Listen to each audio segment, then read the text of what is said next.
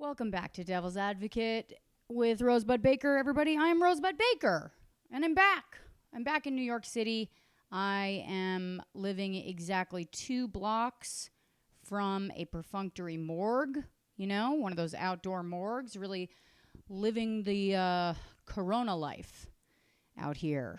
And, people ask, why did you go back to New York City? Why would you do that? It's a nightmare there. And, the answer is because I live here. This is where my apartment is. This is where I've lived for 13 years. And because I can't afford to leave permanently at the moment because my industry shut down, like so many industries.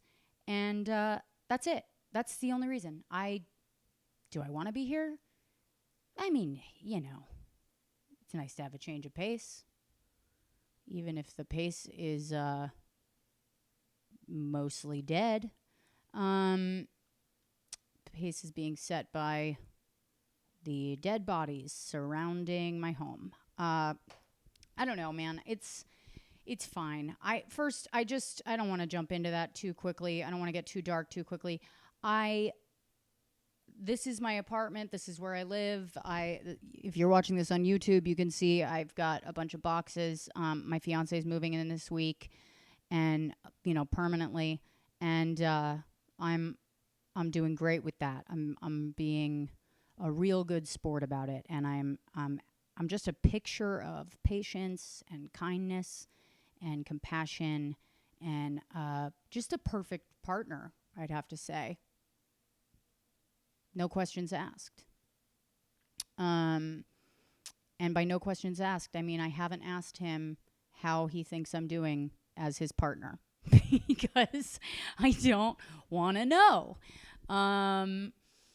Because I know I'm fucking eating shit. I honestly am not great at it. I'm not good at sharing my space. I'm not good at I've been living on my own for a while. I have things the way that I have them. And that is not how you act like a married bitch. And I am a married bitch, or I'm going to be. So I got to start acting like one. Anyway, you guys, I just want to say thank you for subscribing to the podcast, for rating and reviewing it on iTunes and everything. You guys have been amazing about that. It's been 2 weeks since I posted this thing about how, some fucking fuckers were getting on my iTunes and trying to rate me 1 star, and all of you guys just jumped in there like a bunch of fucking soldiers of the written word. And you guys came to my rescue. And I'm so grateful. And it really legitimately made me happy. For a second. Just for a second. And if you haven't written a review or rated it on iTunes, you're a bad person. And I don't know. I wouldn't give you my deepest, darkest secrets. Okay? I'd be nice to you in public, but I'm not going to give you the good shit because you're not somebody that is really, truly loyal. And you know what? I want my fucking fans to be loyal like fans of The Sopranos. Okay? I want actually characters in The Sopranos. I want you all to... That's what I want. What I'm saying is I want to be the boss. I want to be the boss of a mob. Which is very different than what this conversation started out as. But if you guys have guns, please send them to me. I did read a review today that cracked me up. This person was like, this is a great podcast. She does burp into the mic sometimes. But other than that, it's great. First of all, I burp into the mic because it's funny. Burping is funny. And I'm going to keep doing it. So what do you mean other than that? Buddy? Anyway, you guys have been great. This podcast is also available on my YouTube page, Rosebud Baker. If you guys want to tune in that way, you can subscribe on there. It's got this podcast and also my other podcast, Find Your Beach, which I have with my fiance, Andy Haynes. We started it on the first day of quarantine. We have been podcasting every day since then, every weekday. And you guys can just watch. It's basically cabin fever personified. And you can watch our relationship go down the tubes. No, we're doing fine. We're doing great. So I do a segment at the end of this podcast where I offer bad advice to listeners. The reason it's called bad advice is because you shouldn't take it. It's bad. But I've kind of thrown all the rules out the window since this whole thing fucking started. Like so many of us have. There are no rules. I'm going to still try to give bad advice, but I don't know. Maybe I'll fucking throw in some gems. You don't know. I don't know. None of us know. But without further ado, I will get into it. Couple of topics this week that I wanted to focus on. And other than that, it's going to be a real rambling fucking wild ride. So get ready. I've started wrapping my hair up in a bandana like I'm Rosie the Riveter. And I don't know why, but it really feels appropriate for the quarantine. Ordinarily, I'd say I look like I'm wearing a costume. But this is Corona world we're living in now. And I think it's appropriate to wear loose pieces of fabric as accessories. I think it's fine. Okay? We're all wearing masks anyway, and we're trying to make those cute. That's the fucking saddest part of it. I mean, just, it's so fucking ironic to be like, you know, death, but make it cute. It's just ridiculous. That being said, I did buy 5 masks from Reformation, and they are, the proceeds are going to the hospitals. So, you know, it's cute, and it's benefiting nurses. And we got to benefit the nurses, you know? We do.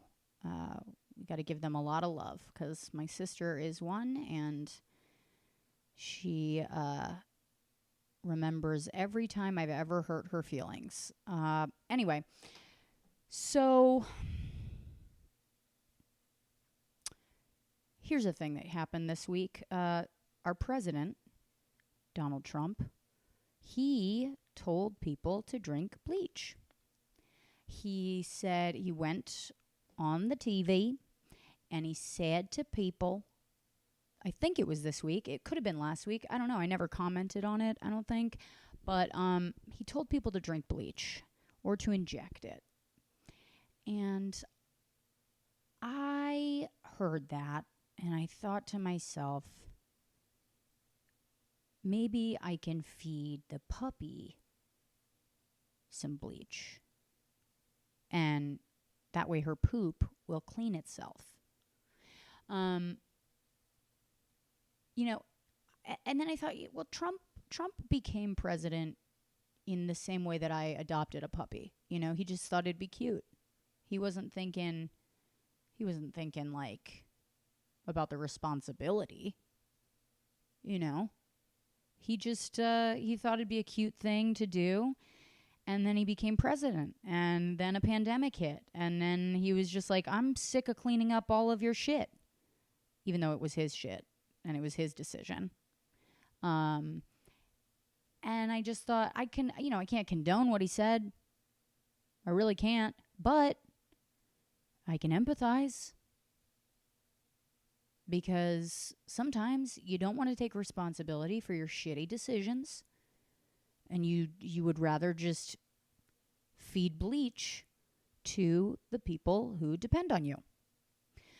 I get it. I hate to say it, you guys, but I fucking get it. I don't know, man. It's just the irony of our whole fucking culture right now is that we elected Trump as our president, right?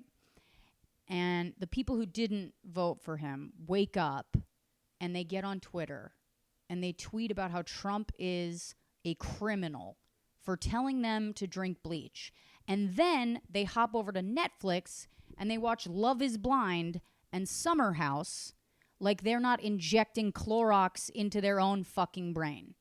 Okay? Like, I get it that you guys don't like Trump, but the way that our culture is and the way that we just die for shitty entertainment,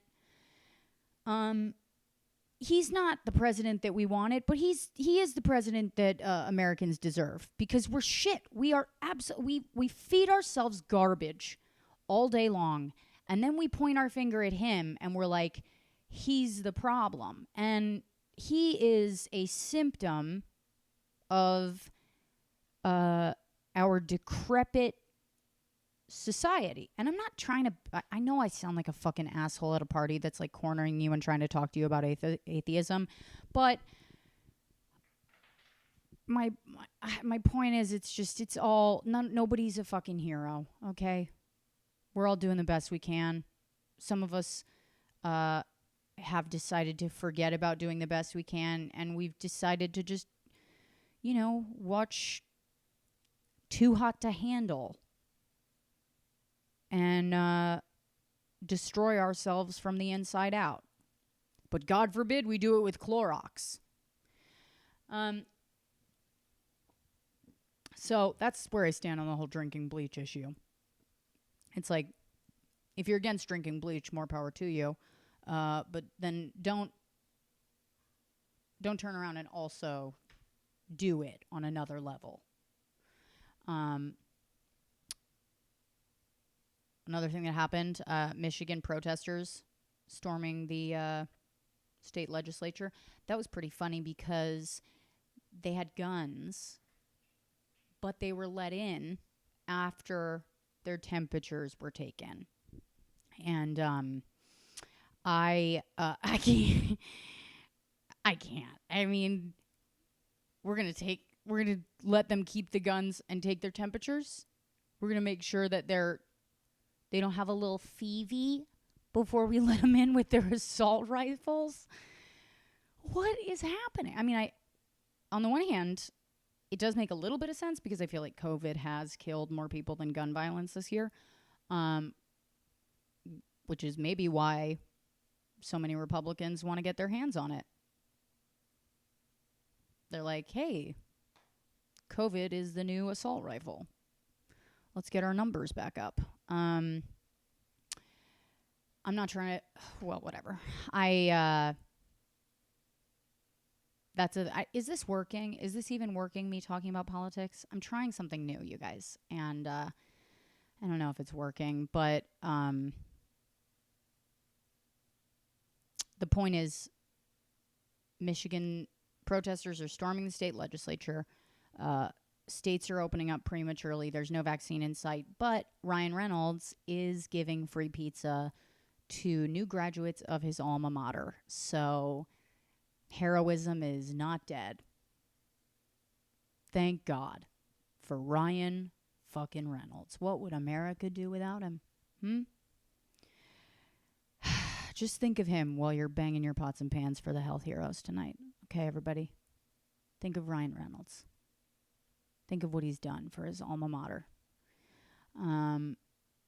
Enjoy that pizza, kids, because you're going to live with your parents until the virus takes us all. It's that LA Times or Hollywood Reporter actually reported that as if it was news. They were like, "Oh, Ryan Reynolds is a hero. He doesn't want the new graduates to feel forgotten about." And it's like, that's not even that good of a gift. That's like what your stepdad gets you because he forgot about your birthday. Anyway, the LA Times wrote an article about how, like, why time is moving quickly in quarantine. And they said that the reason why it's moving so quickly is because there's like a lack of, there's nothing emotionally memorable to differentiate one day from another, saying that, like, the brain only remembers the unusual. To that, I just want to say, are you guys out of your fucking minds? What is it about this time that's not memorable? What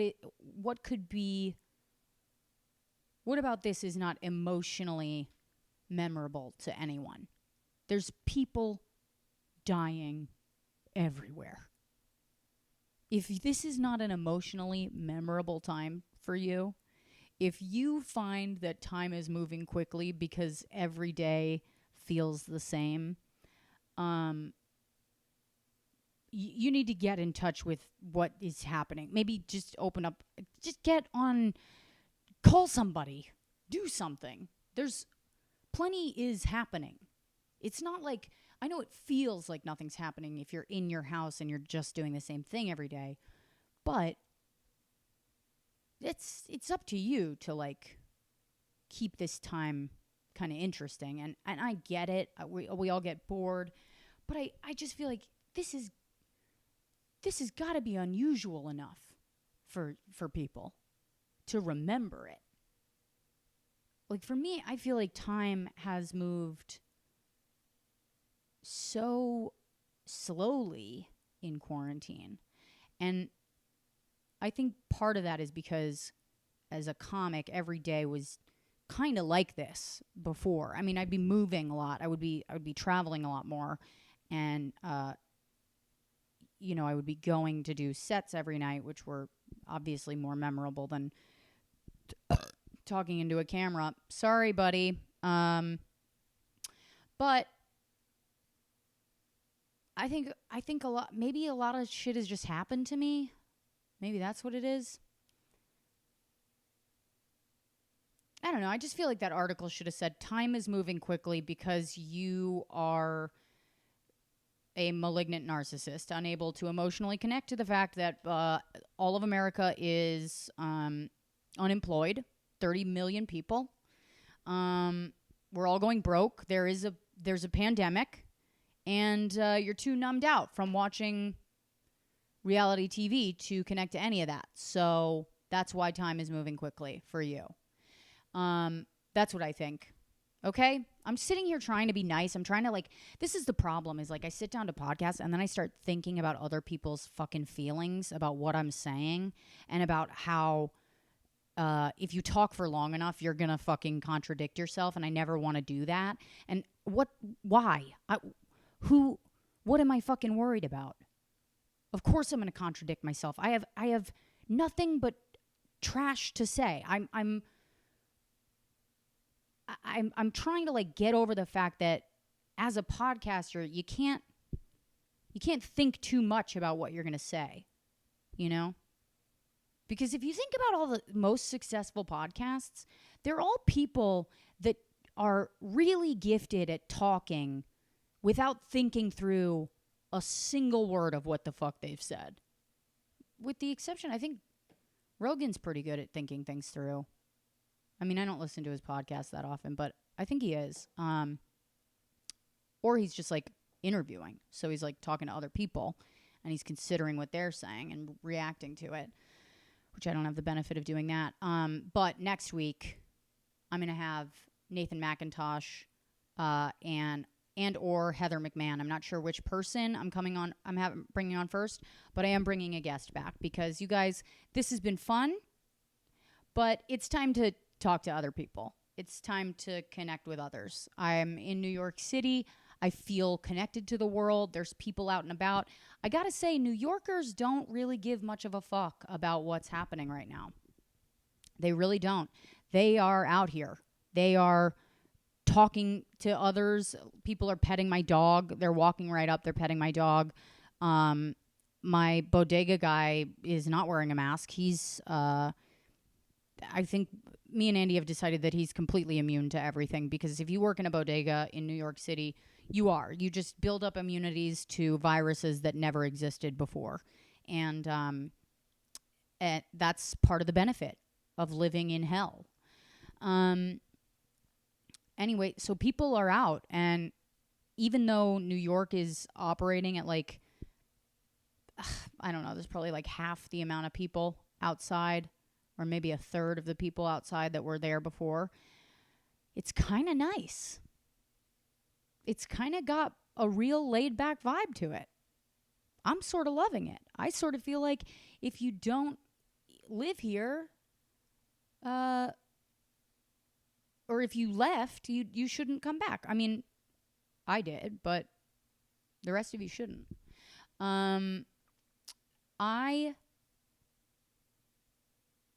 thing about being back in New York, I got to fill you guys in on this. Me and Joanne are getting along great. We are. We are doing fine. We have not fought. I sent her a premature text apologizing for the puppy in advance. I said, I'm sorry for my puppy. I promise it'll get better. It has not gotten better. Things are not better. The puppy is out of her mind. You guys, she's a teenager. She is, she's making threats. She asked for Andy's credit card so that she could subscribe to Guys We Fucked. Okay, on Luminary. Fucked up. Both of her parents have a podcast. Her mother has a podcast. And she wants to fucking subscribe to Guys We Fucked. I'm like, I had a podcast with the co-host of Guys We Fucked called Two Less Lonely Girls. Why don't you listen to that? She was like, I don't want to listen to a fucking podcast with my mom on it, you fucking loser. She said that to me. Okay? Mouse is a bitch.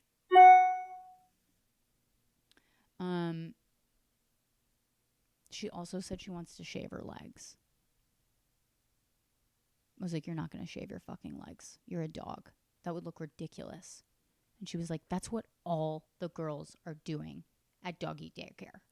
And I was like, doggy daycare is closed. And she was like, well, I read online that if you want to look hot at doggy daycare, you have to shave your legs. And I was like, what website? She was like, I don't need to tell you that. But I found it, and that's what matters. And I was like, where did you find it? And she said, on the phone that Dad got me. So Andy has bought our dog a phone, and she is texting with guys on it, and she is researching how to shave her legs. It's fucked up. It's really hard to parent a teenager. And that's all I have to say about that.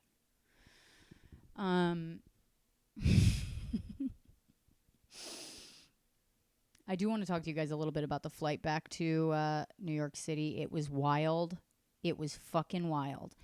JetBlue, you can lick my ass cheek. Okay? I hate you guys. There were 6 people on this plane. We were all seated like right next to each other. And they were like, oh, and we asked to move. And JetBlue was like, no, you can't move. Sorry. It's those are the even more space seats. I was like, what do you mean even more space? There's 6 people on this fucking plane. We watched someone put a flat screen television unboxed, wrapped in a sheet in the overhead compartment. We brought 2 dogs and full podcasting equipment. Does it matter? Yeah, I mean, in a regular world, yes, we are a nightmare. We should be in jail right now for our behavior on that plane. But did it really matter? No, it didn't. Because every seat is an even more space seat. If you guys would let go of your fucking class system, JetBlue, you cowards. I can't believe we bailed these motherfuckers out. I can't believe we gave them money. They deserve, I hate to say it, but you fucking airline companies, you deserve to go broke. You've been fucking people over for so long. You've been nickel and diming us, telling us that you're charging us for fucking snacks. JetBlue acts like they're super cool because they have their own snack bar that you can get up and go get your own snacks. Really? You know what they're doing? They're just making you do the work that they're supposed to do. I'm upset. I'm a little upset. I flew so much this year, and I didn't even make a fucking dent towards mint status. I didn't get close. to mint status. They were supposed to be the cool airline. JetBlue was supposed to be so cool. I remember when they first came out and they were like, it was like free Wi-Fi on the plane and we're JetBlue and we're so cool and everything's updated and ooh, our colors are blue and white and we're so simple. And now they're just like a cooler, more expensive Spirit Airlines, if you ask me. Fuck JetBlue. Anyways, half the reason I'm getting married is so I can get my fiance's diamond, platinum, whatever status on Delta, so I can say goodbye to JetBlue forever. Sorry. So a little bit about quarantining with my significant other, by the way.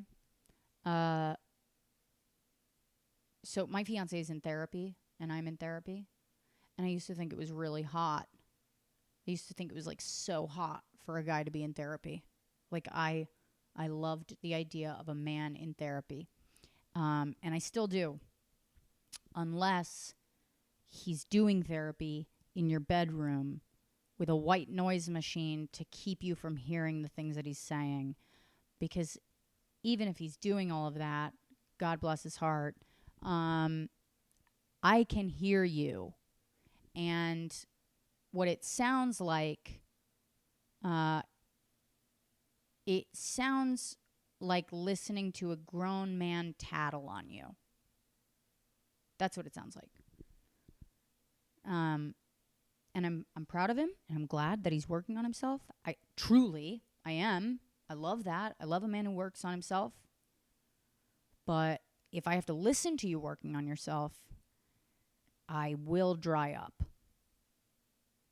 Now, I know a lot of guys are going to be listening to this, and they're going to be like, women are, you fucking women. You want a guy to work on themselves, but you don't want to listen to it. And it's like, yeah, I do. I want two different things at the same time.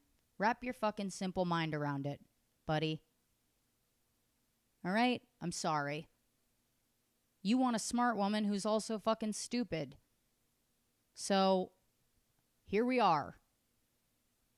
One thing is, one desire is something that you got from actually being in touch with your emotions and being a grown human being. And the other is just a societal thing that got programmed into you that you're having a hard time letting go of. All right? That's what it is. You want a smart woman? Yes, that's your higher self speaking to you through your libido. You also want a woman who doesn't question you or doubt your opinions or criticize the way that you do things with her own intelligence. You also want that. That's a thing that you downloaded from society telling you that you're a man and no one should question you and blah, blah, blah, blah, blah. So we all contain multitudes is what I'm saying. Anyway, my libido's gone. That's something that happened. Feel like, let's see, it's been about 52 days now with the same person.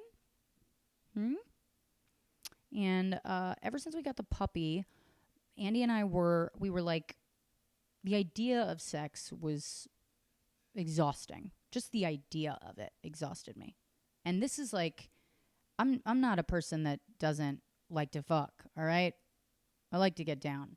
And so does my fiance. So we were both a little shocked at that. We were like, what's going on? Why don't we want to,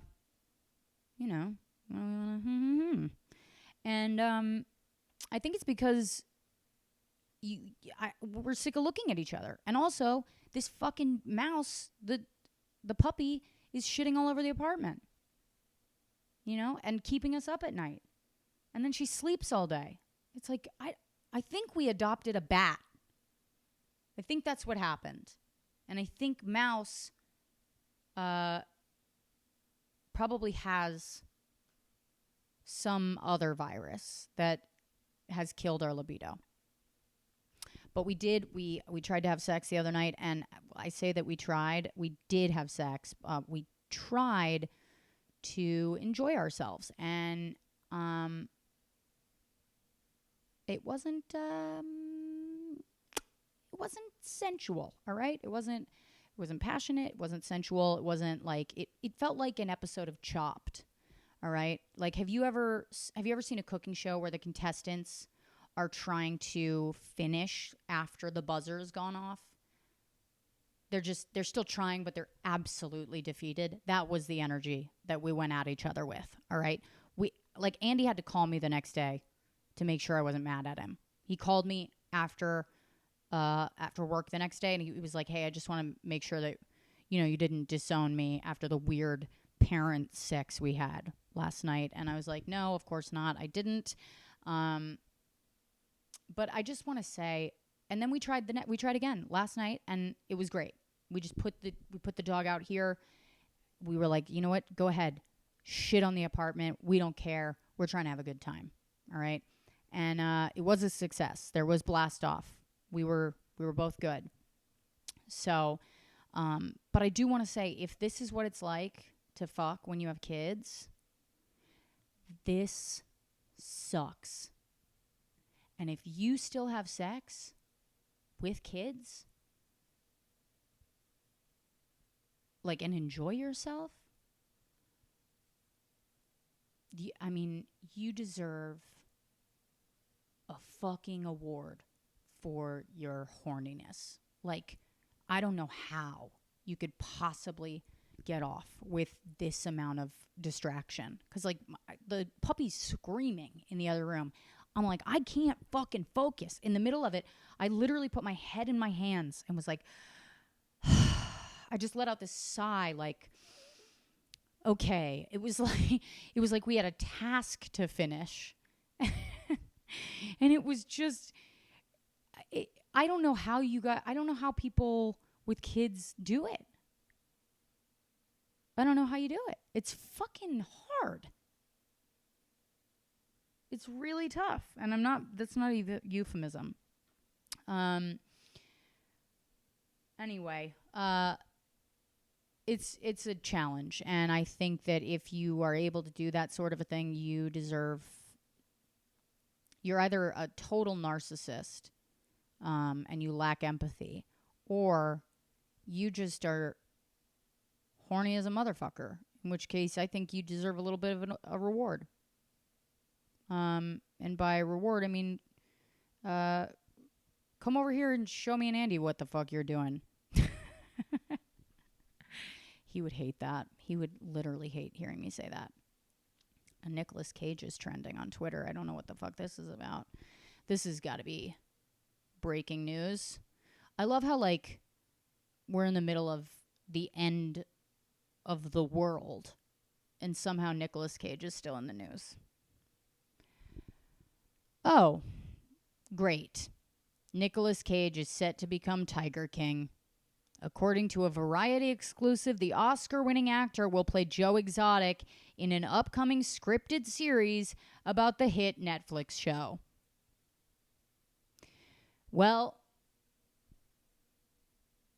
if the virus hasn't taken us yet, I hope it does before this shit comes out. I can't. How is this happening? How is this happening? Why is this fucking happening to us? I'm so disappointed with the way that our world is. I really am. I just want to send everyone like a book by Maya Angelou and be like, please read this. Try it. Put this in front of your fucking face and read the whole thing. And then, sure, watch an episode of Tiger King. I'm not saying I'm not trying to be the asshole that's like, you should never watch this shit. I tried watching Tiger King. I thought it sucked. But if you're into it, great. If you love to put fucking trash in your head, I'm becoming my dad, and it's terrible. Also, why didn't they have Danny McBride play Tiger King? Why the fuck why wouldn't Danny McBride be the fucking choice? That's like a no-brainer. He would have been so funny. if they try to make Tiger King and they try to make it like serious, and Nicolas Cage is trying to be serious as Tiger King, that I will watch, because that will be the funniest thing since Trump told America to drink bleach. That'll be the funniest thing since then.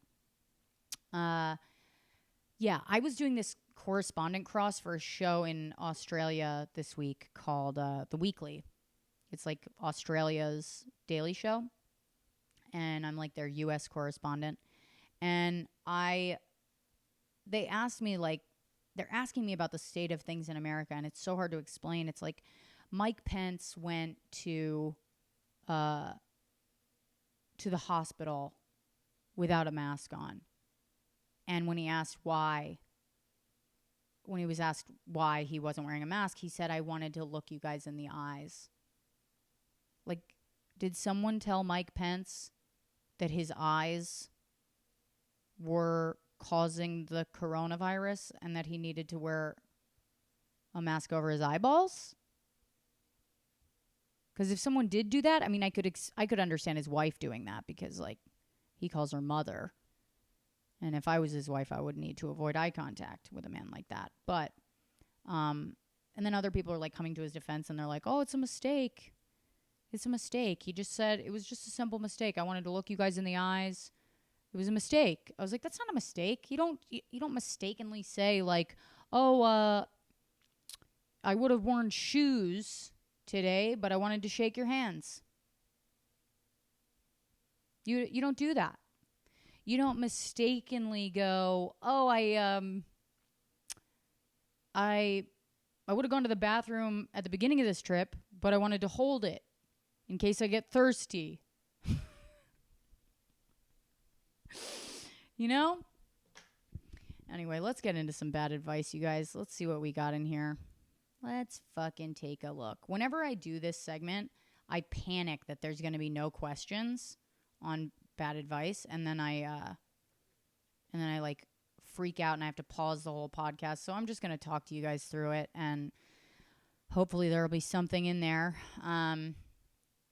But even if there's not, I don't care. I could talk for forever. It doesn't fucking matter.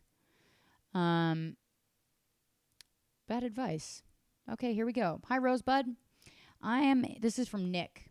Nick, thanks for writing in. Hi, Rosebud. I'm in need of some advice, even bad advice, but especially funny advice. All right, well, that's a little bit of pressure. Being stuck inside because of quarantine and doing a lot of thinking, I've been reminiscing and reevaluating all of my mistakes and miscues. It brought me to think of the time I was in third grade. And, geez, you have done a lot of fucking thinking. It brought me to think of the time I was in third grade and got injured while taking judo lessons. It was then that I broke 2 bones in my neck and ended up in a cast. Yes, a cast. I wasn't like thinking to myself, a cast?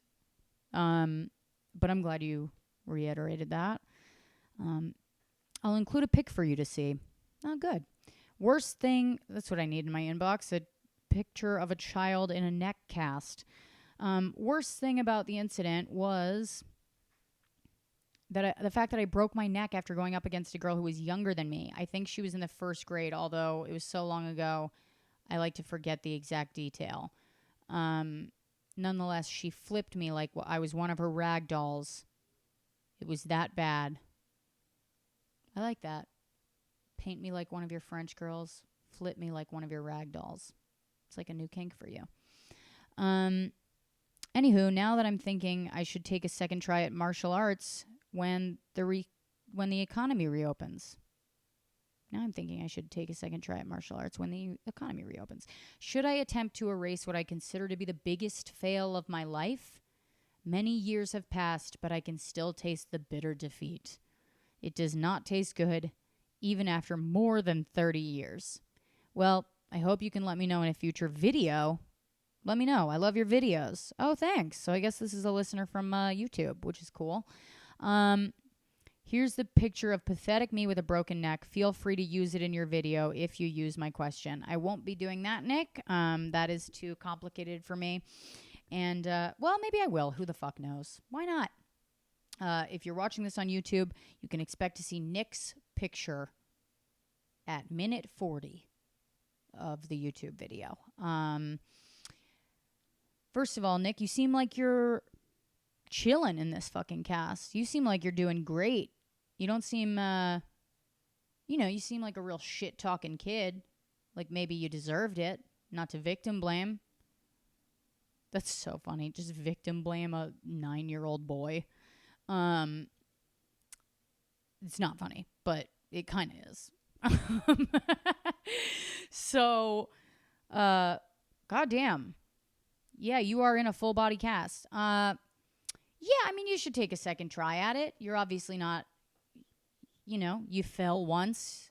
A girl got you. You went down. You were put in a full body cast, but that's about it. That's the worst that happened. My fiance was in a body cast and he got molested by his babysitter.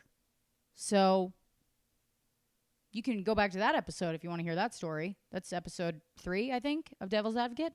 But my point is, worse shit could happen. All right? Like a lot worse shit. So you just got knocked down by a girl and your ego got hurt. That's what, and also, you snapped your neck. But why not? Just go back when the economy reopens. Whenever that is. You could just try martial art. Here's some even better advice. Why don't, if you really want to face your fear, why don't you head to the middle of a public park and ask people there if they want to fight you? Just go right in. You don't need to do it in a classroom. See if just walk up to a stranger in a park. Just be like, "Hey, you, fucko, flip me like one of your rag dolls." Say it to them, to their face. See what happens. They say no. Do something really obnoxious that'll make them do it. Like grab a bullhorn, blow that in their ear. They say no, leave me alone. Blow the bullhorn in their ear. That'll piss anybody off to the point where they're going to attack you, And when that's over, you can say to yourself, I faced my fear. I did get hit. And now I can try martial arts. Now I can go into a classroom. Now I can do it in a dignified way, in a structured way. But I don't see any point in waiting till the economy reopens. I mean, listen, a lot of fears coming up for us all right now. I say, go out in the park, fight a stranger, get your neck broke, and fucking stay at home.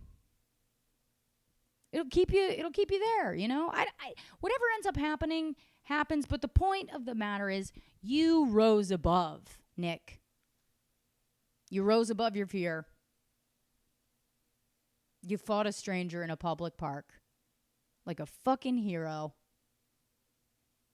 And you know who you beat? Even if you get flipped over and you snap your neck a second time, you beat your childhood. And that's what we're all trying to do.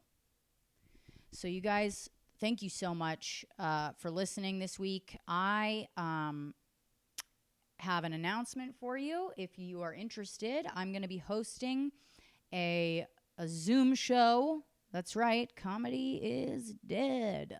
I'm going to be hosting a Zoom show for Just for Laughs on their YouTube page every Monday of this month called New Bits for the Afterworld. It's going to be every Monday, 5 p.m. PST, 8 p.m. EST. Tonight we have Andy Haynes, Blair Saki, Alex English. You'll be able to see that on the Just for Laughs YouTube page. You can also check it out next week where I'm going to have Sam J, Jack Knight, Chris Red, and I'll have more lineups for you later on this month, but it's going to be really fun. It's just going to be comics, doing new bits. Everybody's bringing 3 new bits, and we're going to run them by one another and see how they go. Other than that, follow me on Instagram and Twitter at Rosebud Baker. Subscribe to the podcast on iTunes. Leave a fucking review, please. God damn it. I really appreciate it when you do it. And I know that I know you're all listening to podcasts all the time, and the hosts are always like, leave a review. It really helps. But it really fucking does. And I would appreciate it so, so much if you would take the time to do that. It takes 2 seconds. I'm literally begging at this point. I need to settle down. Also, what else? Oh, also, Devil's Advocate is now on Instagram, so you can follow us there. Devil's Advocate pod.atc. And if you want to write in for some bad advice, write into devilsadvocatepod.atc@gmail.com. I love you guys. Stay safe. Thank you for listening. I hope you have a great fucking week. Get out there and stay inside and be somebody. Okay, bye-bye.